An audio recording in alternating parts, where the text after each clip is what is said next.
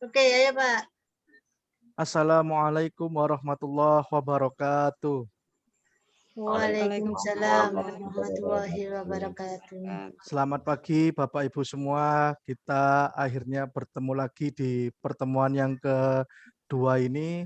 Setelah kemarin di pertemuan pertama kita mengerjakan di LMS kita semuanya, yaitu bagaimana Ki Hajar Dewantara melaksanakan profil Merdeka Belajar dari zaman dahulu. Ternyata tanpa kita sadari selama ini kita juga sudah melaksanakan, cuman memang terkendala karena mungkin peserta didik yang kurang aktif, akhirnya kita sering mengambil alih di kelas. Nah, pada hari ini insya Allah kita akan membahas tentang profil pelajar Pancasila. Nah, seperti apa sih profil pelajar Pancasila itu?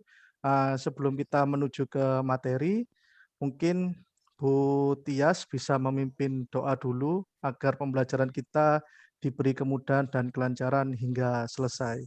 Silakan Bu Tias. Baik, terima kasih Pak Bagus. Teman-teman Bapak Ibu yang saya hormati, mari sebelum pelaksanaan pelatihan ini, supaya ilmu kita nanti manfaat dan barokah, kita awali dengan berdoa dulu. Monggo silakan berdoa menurut agama dan keyakinannya masing-masing.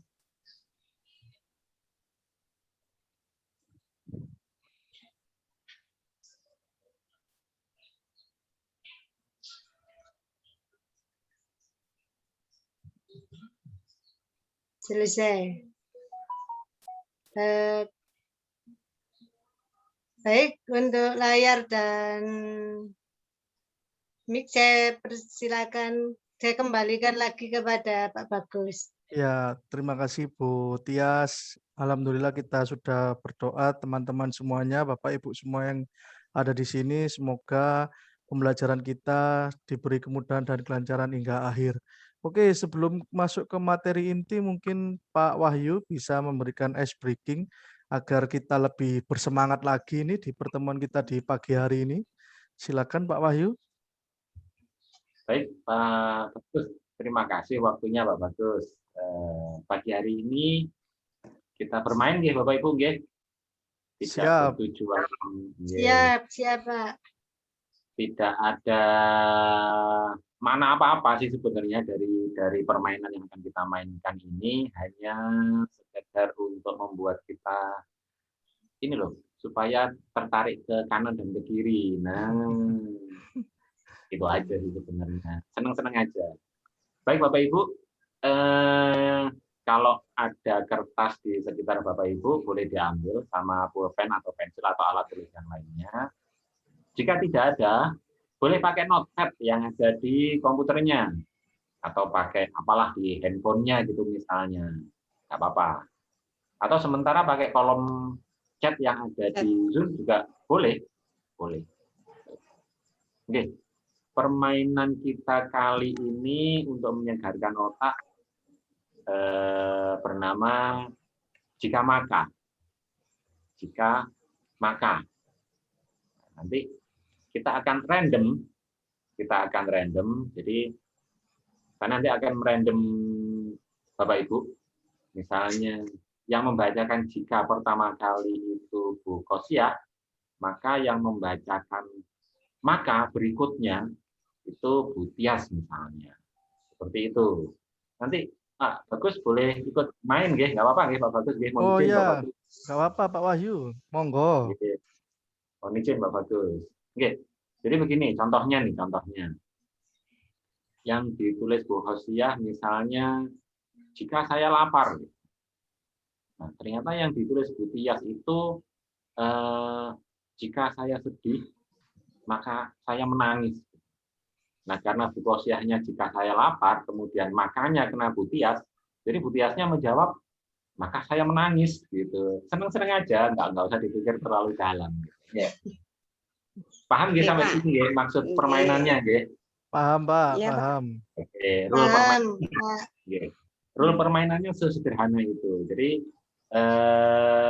Silahkan mulai sekarang waktu 1 menit aja untuk menuliskan jika apa, maka apa dituliskan. Jadi nanti nggak ngarang lagi, nggak usah dipas-paskan dengan jika temannya. Saya nanti juga akan ikut bermain. Baik. Dimulai dari siapa? Oke. Dimulai dari Pak Bagus sebagai kehormatan, Pak Bagus. Oke, saya mulai. Oke, jika apa Pak Bagus? Jika Kemudian nanti saya Pak Bagus langsung tunjuk siapa saja boleh. Oh, langsung untuk lempar makanya. ya. Oh, siap. Oke, langsung lempar. Oke. Pak Wahyu juga ikutan kan ya di sini ya? Iya dong, saya Oh ikutan iya. Pak. Jika saya mengantuk, Pak Wahyu, maka saya mandi. Wih. Oke. Sekarang jikanya saya nggih. Nggih. Karena tadi saya makanya mandi, berarti kan jika saya bangun tidur, maka Bu Khosia makan. Wah, bangun tidur langsung makan Bu Khosia ini. Maka sudah matang, Pak. Oh iya, sudah ready ya di meja ya. Masaknya dari semalam, Pak. Betul. Monggo Bu Khosia, berarti ke Bu Tias nih yang terakhir nih.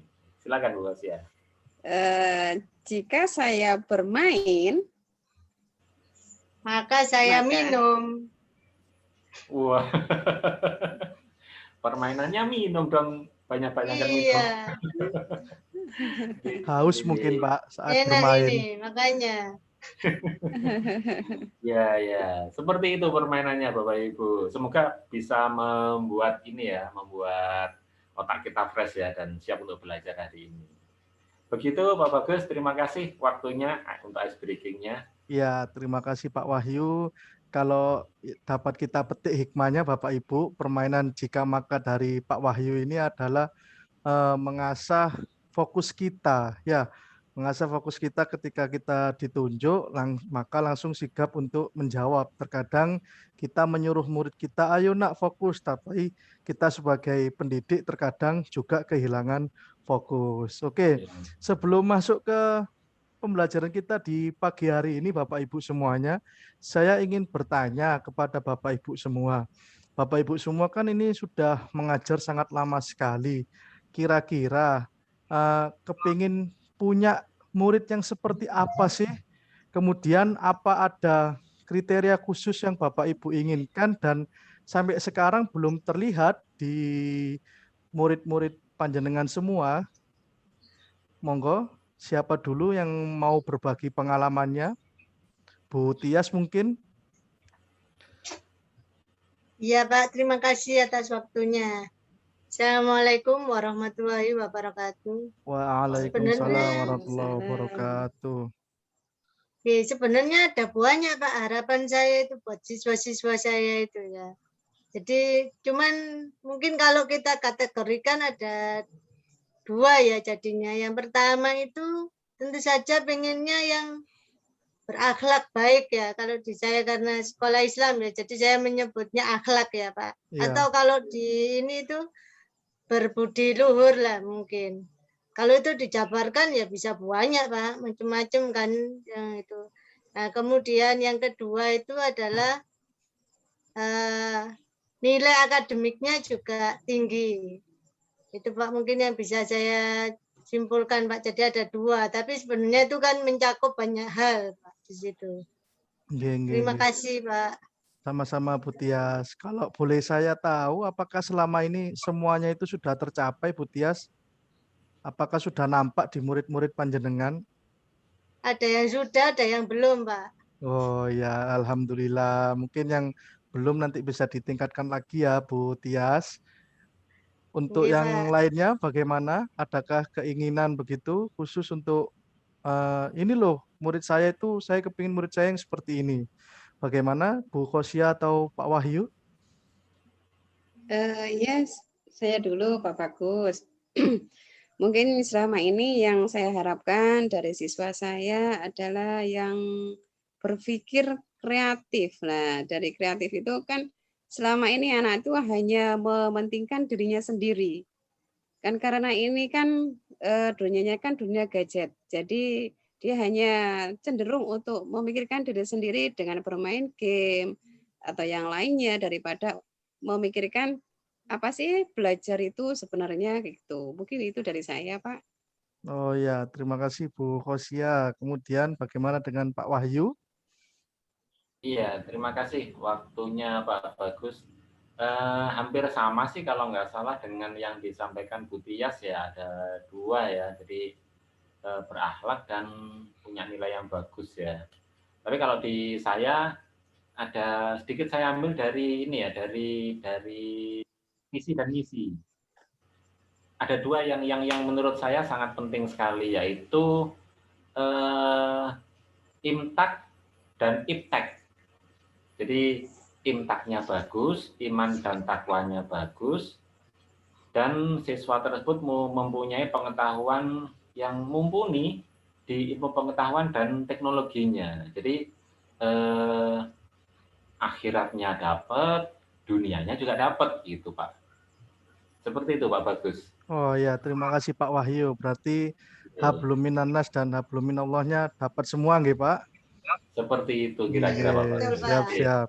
Nah, itu tadi semua adalah impian dari Bapak Ibu kalau menjadi pendidik. Ini loh karakter atau ciri-ciri murid saya kelak itu seperti ini. Nah, bagaimana sih untuk profil pelajar Pancasila yang ada di program sekolah penggerak ini?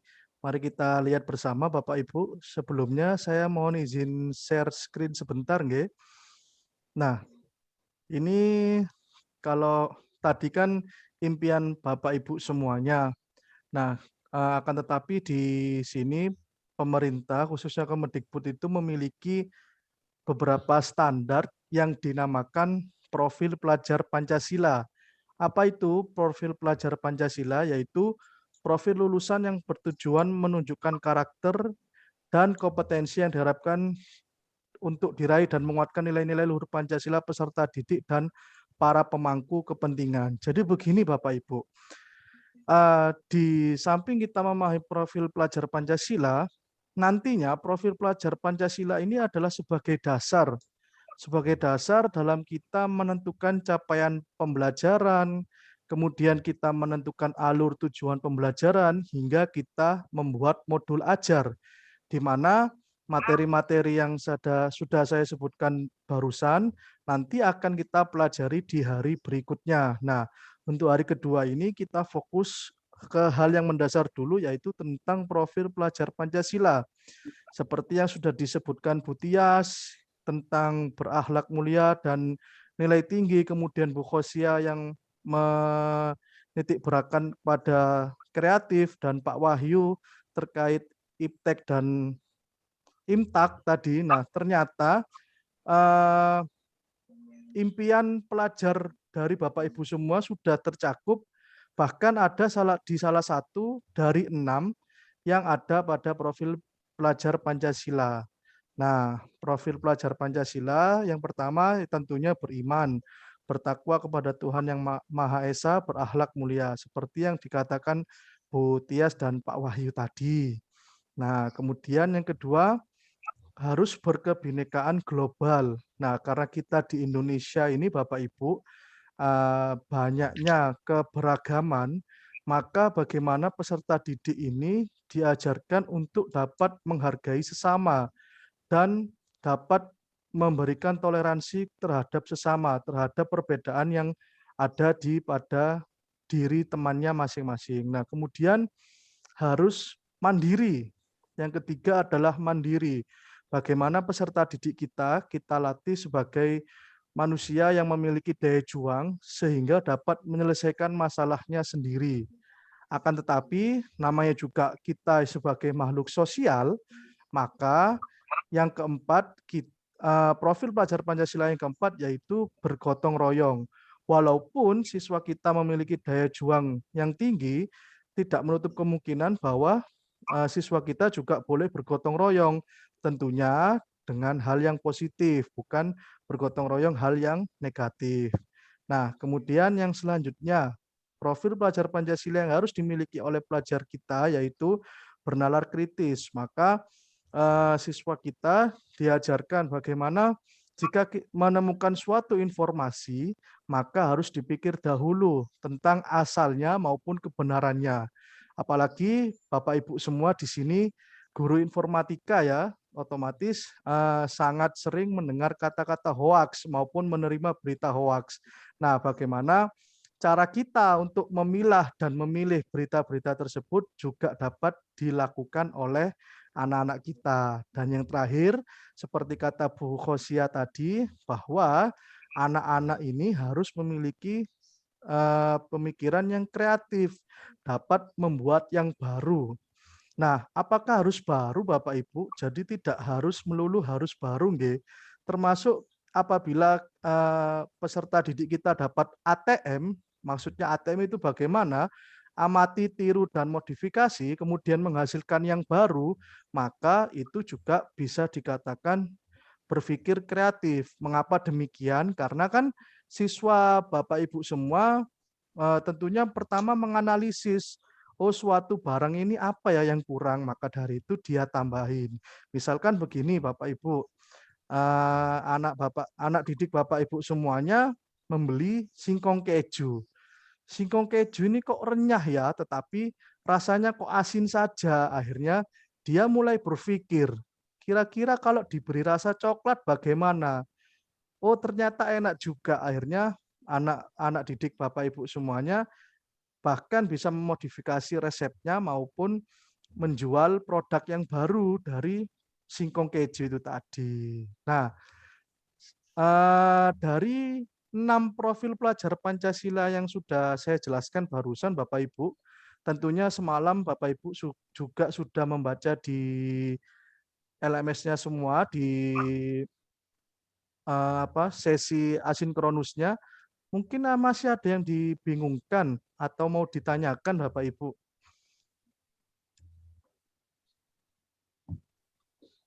Iya, Atau iya, mohon izin Pak Bagus. ya, Pak Wahyu. Oke. Untuk bergotong royong ini Pak Bagus, kayaknya kalau di siswa saya ini agak kesulitan ya, karena kebanyakan kan di sekolah saya ini, mohon maaf ya, agak menengah ke atas ya.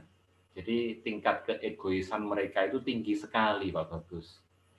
Kira-kira ada tips nggak Pak Bagus untuk mengatasi ini gitu? Terima kasih Oh sebelumnya. ya, terima kasih Pak Wahyu. Nah, sebelum saya menjawab, saya lemparkan dulu ke Bu Khosia atau Bu Tias. Mungkin pernah mengalami masalah yang sama seperti Pak Wahyu, kemudian sudah mendapatkan solusinya. Bagaimana? Mungkin Bu Tias, Pak, karena di sekolah saya ini menengah ke bawah.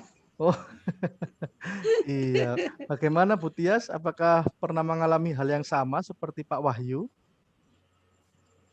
Iya Pak, betul Pak. Jadi kalau di tempat saya memang tingkat keegoisannya memang sangat tinggi ya. Karena mereka merasa merasa gak butuh dengan temannya karena mereka udah punya semua sih gitu. Merasanya Iya, begitu. Jadi iya, benar. udah punya semuanya, wis aku nggak perlu teman-temanku. Tapi pada kenyataannya itu ada yang aneh Pak. Ketika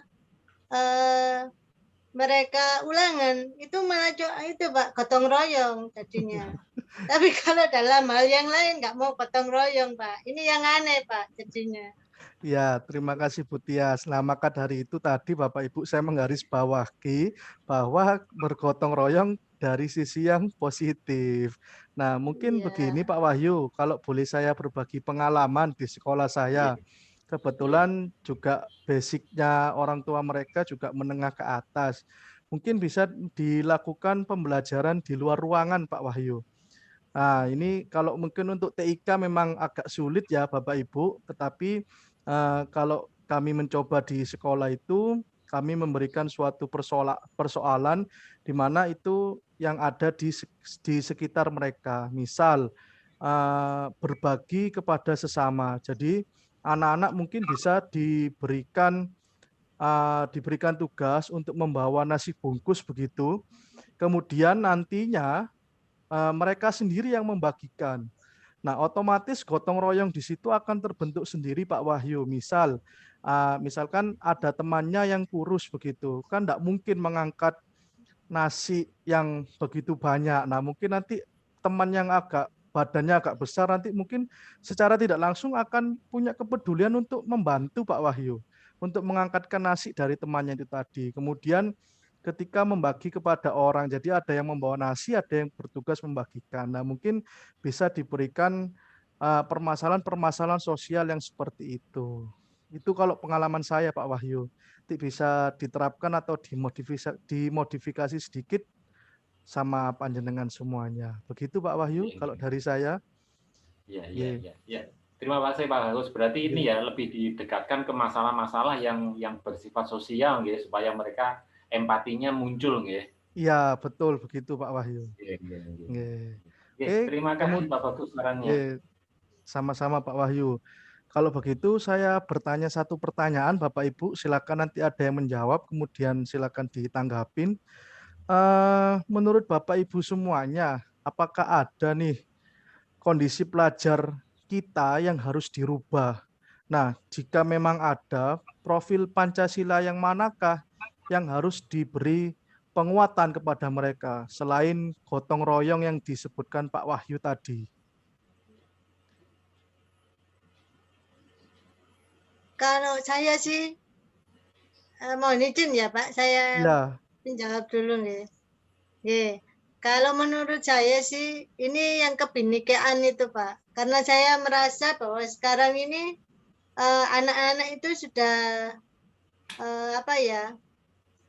agak luntur lah cinta tanah airnya itu. Bahkan kadang-kadang itu kalau zaman kita dulu itu sekolah itu Pancasila itu udah ngelontok ya, mulai apalagi cuma 5 itu ya, kita selalu tiap hari harus ngapalkan itu. Tapi anak-anak sekarang bahkan kadang-kadang itu nggak tahu Pancasila itu apa Pak. Gitu. Iya. Bagaimana dengan Bu Khosia dengan Pak Wahyu? Mohon izin Pak Bagus. Ya. Saya kira saya sepakat ya dengan yang disampaikan Bu Tias ya. Mungkin menambahkan alasan ya. Jadi kebinekaan itu memang harus ditancapkan kuat ya di anak-anak ya. Terutama saat ini, mohon maaf nih, K-pop nih. Ini kan udah merajalela ya. Jadi cobalah kita tanya ke anak-anak kita. Mereka lebih hafal artis K-pop atau nama-nama pahlawan Indonesia? Coba deh kita tanya ke anak-anak. Ya, pasti betul, lebih hafal artis K-pop ini. Jangankan artis K-pop, kadang gurunya aja lupa Pak ya namanya ya. Nah, jangan-jangan itu ke kita juga ya. Iya. Terima kasih itu Pak Bagus. Jadi kebinekaan kita ya yang memang harus ditancapkan kembali. Terima kasih Bu Tias dan Pak Wahyu. Kalau menurut Bu Khosia bagaimana Ibu? Sebenarnya sudah dijabarkan dari Bu Tias sama Pak Wahyu sudah cukup gitu. Jadi memang semakin lama semakin untuk perkembangan teknologi untuk anak atau peserta didik kita memang semakin jauh untuk memahami kebinekaan untuk negaranya sendiri itu. Iya, terima kasih Bu Khosia. Ya, jadi memang benar ya Bapak Ibu ya, untuk kebinekaan ini memang sangat urgent sekali. Maka dari itu kenapa kok pemerintah sekarang memunculkan kembali? Karena kalau kita tahu di lapangan memang faktanya seperti itu. Nah, kalau mengingat kita sekolah dulu, zaman SD, bahkan kita pun sudah nggelodoki yang namanya isinya Undang-Undang Dasar itu nggih. Mulai dari pasal 1 sampai pasal berapa itu biasanya makanan kita sehari-hari kalau ketemu pelajaran IPS. Tetapi kalau sekarang anak-anak mungkin lebih kenal sama Mbak Andin, Mas Al, dan teman-temannya itu mungkin. Mungkin itu saja yang dapat saya sampaikan Bapak Ibu tentang profil pelajar Pancasila. Semoga ini dapat menancap di pikiran Bapak Ibu semua karena memang ini dasar yang nantinya dapat digunakan untuk membuat capaian pembelajaran, alur tujuan pembelajaran dan hingga modul ajar. Itu saja dari saya. Pesannya jangan sampai lupa nanti ada sesi asinkronus tentang capaian pembelajaran. Mohon nanti bisa dibaca sekilas dan dikerjakan untuk kuesioner yang ada di dalam LMS Bapak Ibu semuanya. Oke, sebelum kita mengakhiri pembelajaran kita di pagi hari ini, untuk ketua kelasnya Bu Tias, silahkan bisa memimpin doa. Baik, terima kasih Pak Bagus. Baik, untuk mengakhiri sesi kita kali ini, kita akhiri dengan doa menurut keyakinan agama masing-masing. Berdoa silakan.